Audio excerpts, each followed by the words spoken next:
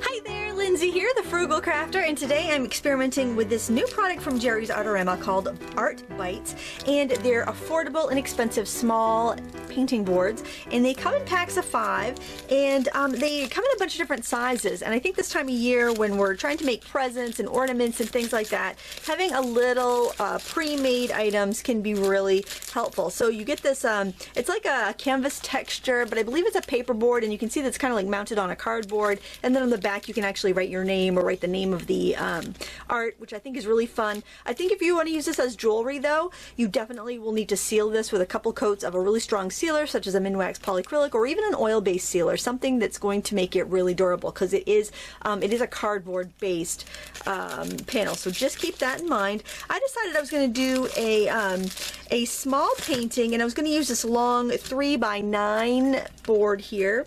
And I love that there's packs of 5 because a lot of times, you know, we're getting ready for present for Christmas and we're making ornaments and we want to make a bunch at a time, or we're doing craft fair items. So that's, I mean, that's perfect because you do 5 of something, you know, it won't take you 5 times as long to do 5 of something, but you're also not going to get burnt out as easily, I don't think, if you're only making 5. So I think it's a great number. I'm going to be using my Turner Acrylic Gouache, which is also available at Jerry's Artorama, and the brushes that came in the kit. Why, you may ask? Well, because I like them and they're so easy. Everything's right here in this kit and I can just grab it off the shelf and be painting in 30 seconds, which is my kind of painting. I'm going to go ahead and put in a background. I'm going to paint a goldfinch, and I will put the reference photo that I went by, although I'm changing it quite a bit. I'll put the reference photo in the video description so you can click on that link and find it. I'm going to start by taking a little of the sky blue, and I wet my brush first. And the thing with acrylics is you don't want to thin them more than 30% if you're working on canvas. You can thin them a little bit more on paper, and honestly this is a little bit more like a paper than a canvas. I forgot to put white out. How did I do that? So I just wanted to, you know, to let you know that you do have a little bit more leeway there. Again, still, you'll want a, if you're going to be putting this like as an ornament or jewelry, you're definitely going to want a little bit of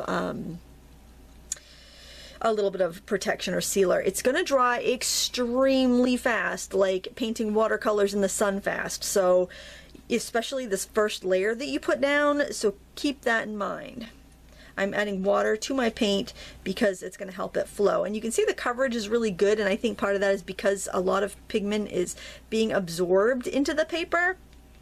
So you're probably going to end up using a little bit more paint than you would if you were just using a canvas panel. I'm tipping it because I'm getting a lot of glare when I lay it down, but I'm basically doing the sky blue plus yellow and dragging it down. I just want a blurry background. Now, without cleaning my brush, I'm going to grab some of this, oh, this is, it looks like permanent green light. Let me see what the Turner name is. It is permanent green light. There we go. I love it. It's the same name I thought it was. Sometimes when, these are Japanese paint, and I believe, and sometimes when they relabel them, you know, they've labeled them in English. Sometimes the, you know, the what do you want to say? The names aren't the same. All right, I'm gonna get a little bit of blue and a little bit more green there. You can see how I put out the amount of paint I thought I would use if this was a canvas board, and this is really sucking the paint up. So I just want to let you know that you might end up using a little bit more paint. In fact, you might actually want to prime this again before you use it. Now that looks really black. It is not that black in real life. It just the camera, I think, is picking up kind of funny. I am adding white because I do want this to be kind of like a fuzzy background here. Now I reckon we could actually spray this to help our colors blend if we want to with water, but it being a cardboard support, I do want you to be aware that when you add water you could be warping it a little bit, and just something to keep in mind. What I'm probably going to do with this, I have some really cute frames that I got a few years ago. They're just these little wooden frames, and they were 6x12, and I think that I might mount this on some coordinating mat board and put it inside that frame. I think it would look really cool.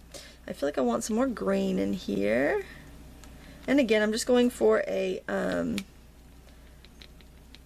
kind of scrumbled, messy, out of focus background.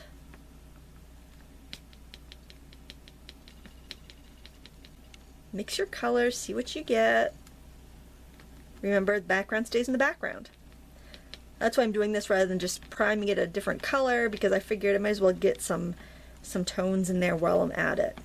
If you feel this video is going a little too slow, if you are watching this on a desktop computer, you can go, there's like a little gear at the bottom, and if you click that, you can speed it up. Now I'm going to grab a little bit of purple on my dirty brush and adding a little white. See that color that I'm making there? It's kind of like lavender. I'm just adding some of those touches here and there, and that will be like thistles. I'm trying not to, look at that, I made like a little pattern. I don't want to do a pattern. I want to keep it more random than that. So keep that in mind. You don't really want patterns. There, break it up a little bit.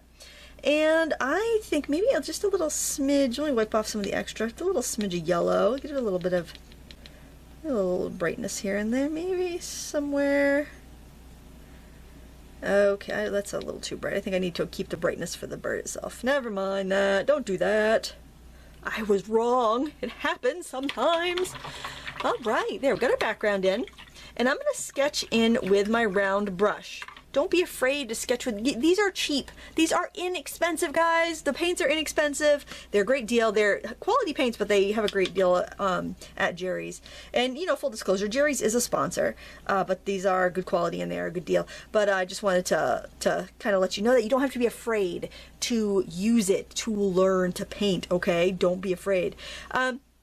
I'm loading up this. I've mixed some kind of yellow, blue, green. I'm just kind of getting a nice mix of colors I've already used on my yellow brush. Then I'm going to twirl my brush. See that? I'm twirling it so I get a nice point. Then I'm using my brush straight up and down, and I apologize if my hand gets in the way. I'll tip it so you can kind of see my brush. My brush is at a 90-degree angle with the paper, and I like to do that because it gives me a lot of control. All right, I think I need to make that a little bit lighter, and a little bit yellower. It's a little more white and a little more yellow in my mix there. Maybe a little more water to make it flow. Or you could use a medium if you want. Now I'm using acrylic gouache. It's going to give it a beautiful matte finish. If you start adding mediums, you're going to end up with some parts a little shiny and some parts that are kind of dull. So I just want you to keep that in mind. And I'm just going to go in and put in a few little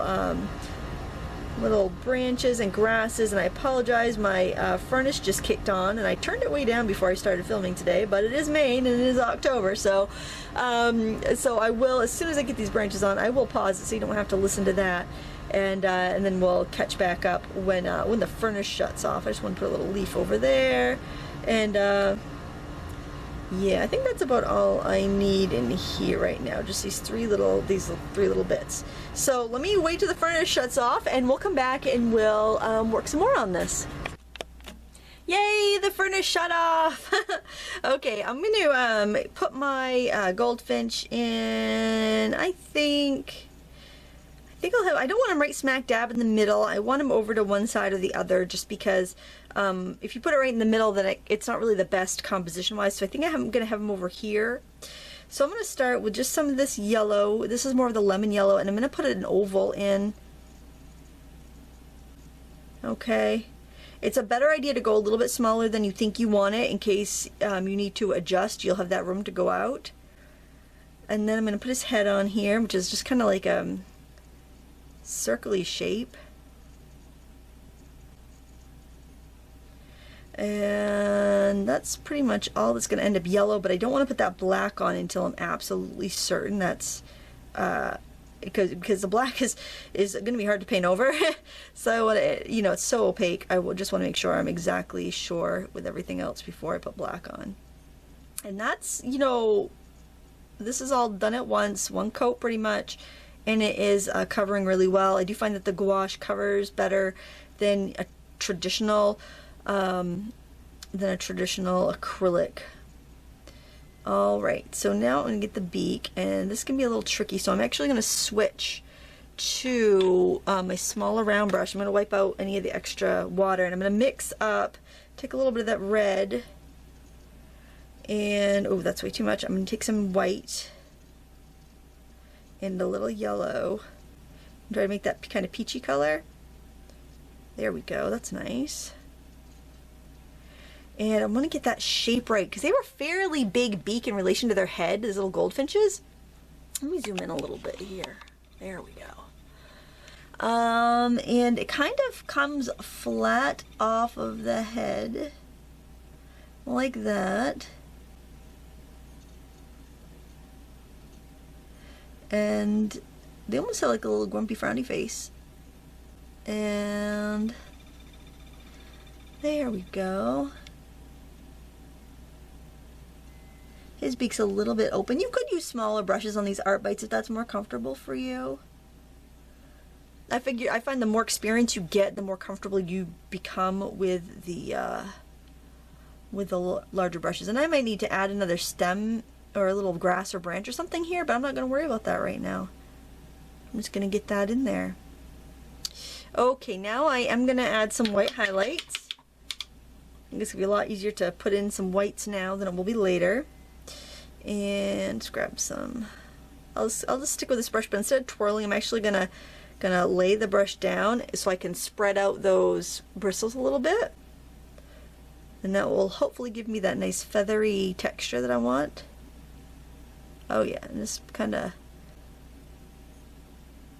put on some feathers. All right, and I can give a little highlight to the top of the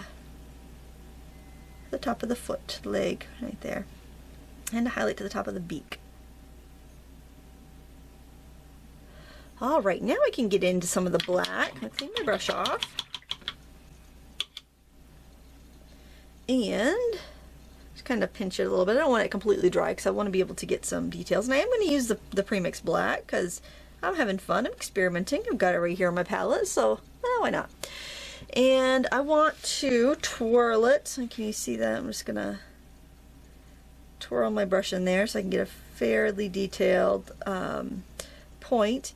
And look at how I try to keep the brush on the end of my bristles. That is very important, and it can be hard. Your brush can get really covered with paint. I know it's easy to do, but if you can master that, it'll save your brushes. It will make it easier to control your paint, and it will make you a better artist, and it'll make you a faster artist, and it'll make it easier for you to paint, which is the best thing. So I'm going to add a little bit of black to the top of his head, and I find if I could pull the brush towards me like this, I have much more control, and it's much easier to do. And with my space heater underneath, I'm going to add a little water to my paint. In fact, I think I'm going to spray my my palette, because it's dry. I've got the regular furnace is on, and I've got my space heater on. My furnace doesn't heat my basement, but it's just the air is just so dry. And let's see, I also want to get a little bit of a division between the beak.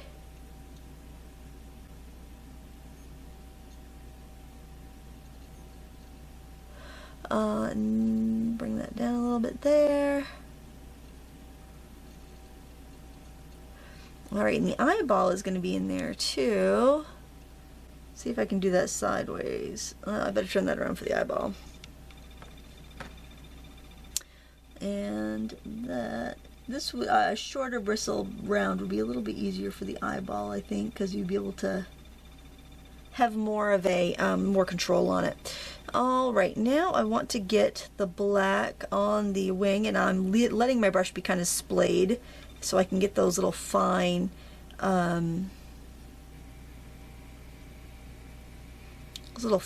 marks of like feathers. I'm just going to pull it back here. And it's alright if any yellow shows through. It just look like a little bit of highlight, and I like that. I think I have way too much black on my palette that I'm ever going to use today. And I'm going to flick that tail to the back. There we go. Now the reference photo I have has a lot of different things around the finch, so different parts are being covered up by different like foliage and whatnot, so you might use it to your advantage. If you see that, you know, you wish that you had done this or done that, or you made a mistake, well, you can put a lovely leaf or flower or a blade of grass or something, you know, so please don't worry about it. Please just have fun and enjoy the process. Add a little more water to that. And I think I'm just going to give it a little bit of a low light shadow under the leg, and just a little bit of darkness under the body itself there. Now, I can't really see it from this photo, but finches, the end of their tails almost look like a heart. They usually have two little bumps there, and I'm just going to get that in, even though I don't see it. I know, because we have finches in Maine. And so there we got our finch on there. I haven't put any eye highlights or anything like that yet, but that's all right. That can come later. All right, now let's get some foliage done here, and I feel like I want to give him another little branch to be on. So I think I'll make a brown one, make it more like a branch than like a blade of grass, just to give it a little bit more substance. And let's just maybe put that kind of going in there. Give it a little bit of green. That does look a little bit of. There we go. And then I want to put a nice thistle plant. So I'm just going to grab the purple right on my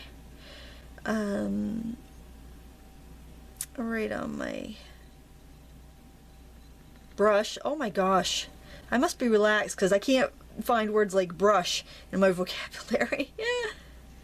And we'll add a little bit of white and red to that. I'm just using the chisel edge to tap in my thistles. And I'm heavily relying on memory here because there's no real in focus thistles on my reference photo. So, you know, I will share the reference photo, but you may have a bit of a hard time. You might need to look up a few other things while you're at it. Sorry about that. But that's, you know, that's the thing. I think painting from photos is fine. But, you know, when you go out in life and you gather information, you start observing, that's when you really get to become a good artist, because seeing things in life, remembering them, and then applying them to your next painting is really helpful. You'll develop your memory. I think it's a wonderful thing to do for keeping your brain sharp. I think I'm going to put a couple little thistles here. I probably should have cleaned that brush off first. That's all right. Maybe one up here, kind of high. I'm going to definitely clean it off for this one. So, you know, if you feel like when you're painting you don't have control, try a shorter bristle brush, because you'll have a little bit more. It's kind of like trying to drive a 18-wheeler versus a little compact sports car. You're going to have a lot more control and a lot better handling with a small sports car. Same thing with a short bristle brush, but it's not going to go as far. You're going to have to reload your brush a lot more often. You're going to, you know, there are drawbacks to that, as well as the you know, the benefits. So, you know, just keep that in mind. Everybody has their own preferences and their own working styles. Just try not to set my painting in a big gob of paint. But find out what works best for you, and you don't always have to stay with it. If you start off working with a short bristle brush, it doesn't mean you're always going to have to work with a short bristle brush. You might go into a longer bristle brush. It's whatever's working for you at the moment, and why. If you're not enjoying it, then there's a problem. You need to enjoy it, and you're going to get better, and you're going to have an easier time handling and controlling these materials the more practice you get. So, you know, get what works for you now, and that might change, but have fun, you know. All right, so I'm going to put some leaves here. I'm just going to put some a leaf there. I'm going to need a little more green. I'm using way more green than I thought I would, and way less other colors. I'm going to put a little green in there. I think I'm going to put a few, put a bunch of leaves. I'm just doing this kind of like half hearts, because that's kind of how they're coming off these stems. Just like half a heart.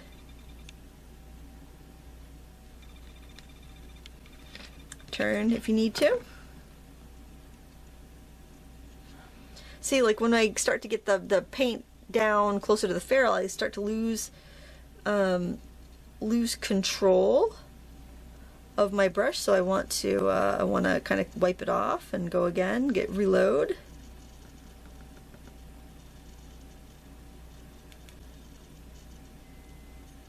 That's all the stuff that comes with practice. Let's wiggle that up.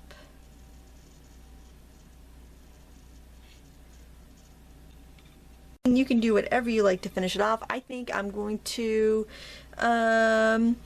maybe add a few darker leaves in there too. Maybe some shadows on some of these leaves to help pull them away from the background. Nothing has to be too in focus except for that adorable little bird there. I'm going to pull up a few more grasses.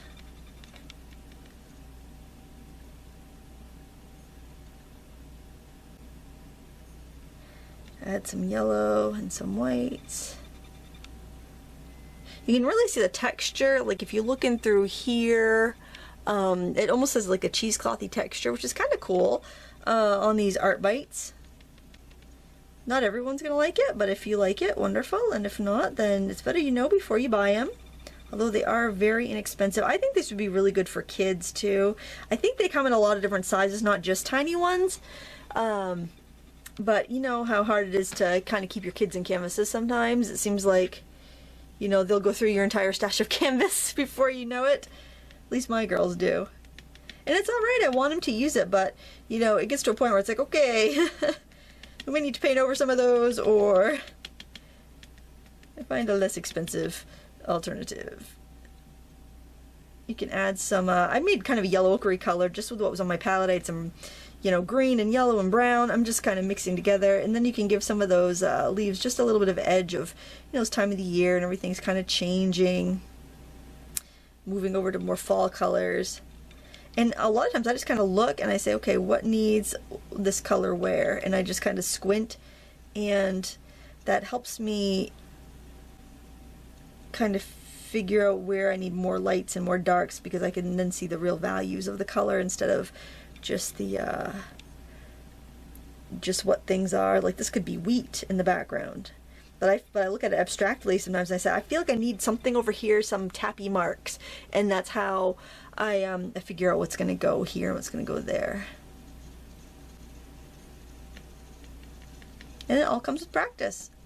And this may be a little looser than what you personally would like to do, but on your painting you can do it however you like. That's why I'm going to share that reference photo, so you can look at it and say, you know what, I really prefer the more square representation, because like the photo that I'm looking at is almost square. It's very squat, and I kind of added stuff and stretched it out, and that's fine. You do not have to do it the way that I'm doing it. I'm giving you one idea. Okay, now I just want to do a few finishing touches. I'm going to grab a little bit of thinned down white, and I'm going to get a little fresh stuff because I don't want to get contaminated white. And I'll put it right over here, so I think, oh, we'll put it right there, you can see it. And I'm going to add a little bit of water to it, and I think I'll do that with my spray bottle because my mixing water is looking a little funky right now. So I'm just going to give it a little squirt. And see, I do not have a lot of white there. It's like maybe half of a, like a pea sized, and I'm making it like the consistency of whole milk. Okay, it's very creamy. You want to make sure you don't have any gobs of water on your brush though, because that can drip off the end of your brush and be a real tragedy. And I can just kind of test it. Yeah, I can get a nice fine line there. Okay, so here is the icing on the cake, the cherry on top. This is where you wanna, this is what's gonna give everything its bright sparkle and its beauty, but you also wanna make sure you don't overdo it. I'm gonna do a little bit of highlight. Oops, that's a little too wet. I need to blot this. And I'm going to use a paper towel to blot it off my canvas just because that was way too wet. That's what I see. Sometimes I have to leave that in. I'll tell you what not to do. Sometimes that's just as valuable. Alright, we'll try that again. So maybe the consistency more of cream rather than whole milk. Let's dot a little sparkle in the eye. And we'll do the highlight on the beak again. And then there's little bits of white in the fur that I want to highlight, and I'm going to actually turn my canvas a little bit so I can really get in there at the angle that I want. I'm just kind of wiggling my brush here and there where I see the little white bits. And it really brings this little guy to life when you do that. Lost my white. There we go.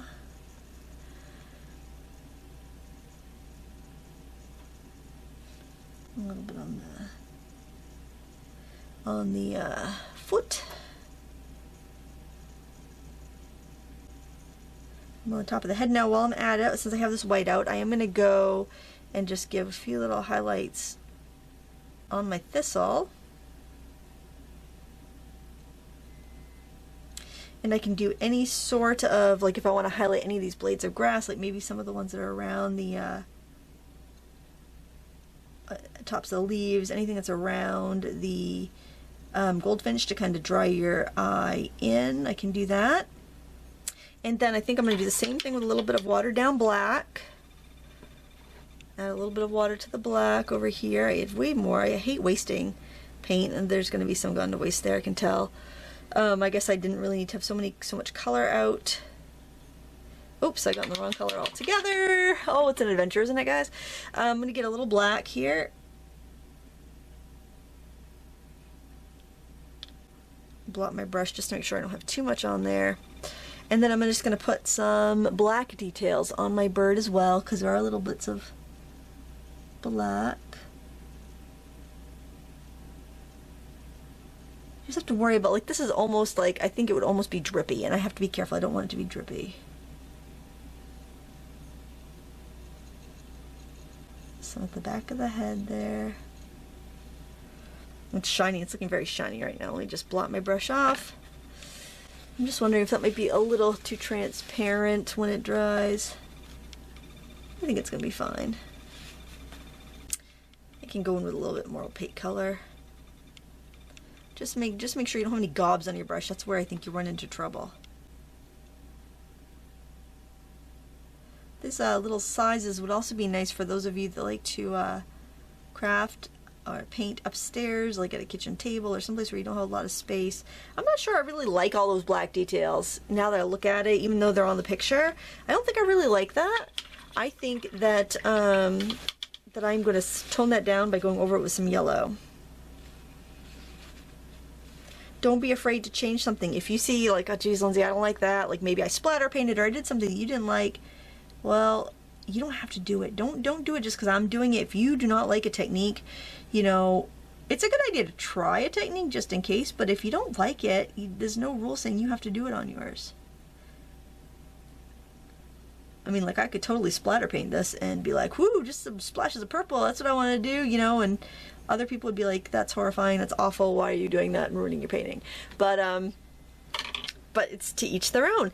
I'm going to move this palette out of the way so you can just see the painting. We'll zoom out a little bit. And there you have it, a cute little goldfinch. Now, wouldn't that be cute to like maybe paint up a bunch of these? You could paint them like this is 3x9. You could do like 2 more, and you could do like a, you know, winter, spring, fall, or summer, spring, winter, or you could do 4 and make like a scene for each season and frame it in a larger, more standard frame, so it wouldn't cost you an arm and a leg to frame, and still that would be such a cute vignette. Think of all the different things you can do. These come in all different sizes, and I'll put a link in the video description on where you can find them at Jerry's Artorama. They're very affordable, and they're a fun medium to use. I just as a note, if you're going to do jewelry with these, definitely seal. Make sure you seal the edges really well so that they will be durable. I want to thank you so much for watching today. If you liked this video, please give me a thumbs up to let me know you liked it. Leave a comment down below. I love hearing what you think, and if you have any comments or questions, please share this video with any of your crafty, painty, artsy friends. Post it on Pinterest, Facebook, and Twitter. It certainly helps me out, and I do appreciate it so very much. Thank you so much for watching. Until next time, happy crafting.